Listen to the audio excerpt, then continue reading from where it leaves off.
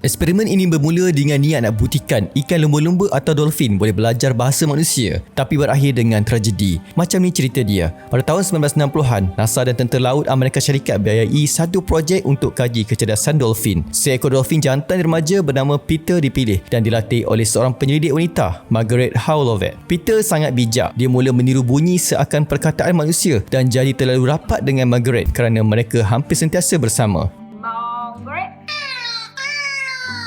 Masalah mula timbul bila terbongkar bahawa dolphin dalam eksperimen ini diberi LSD. LSD ialah darah halusinogen yang mengganggu fungsi otak, emosi dan persepsi realiti. Ia boleh buat makhluk jadi keliru, tertekan dan kehilangan kawalan emosi. Eksperimen ini dikecam hebat. Pembiayaan ditarik balik dan projek dihentikan. Namun yang paling menyedihkan, Peter dipercayai terikat emosi dengan Margaret. Apabila mereka dipisahkan, Peter jatuh ke dalam kemurungan teruk. Tidak lama kemudian, Peter ditemui mati. Dia berhenti bernafas di dalam air. Dolphin bernafas secara sedar. Bila mereka tak mahu bernafas, mereka boleh memilih untuk mati. Eksperimen ini kini dikenang sebagai antara bab paling gelap dalam sejarah sains dan sebab utama kenapa etika penyelidikan haiwan diperkatatkan hari ini.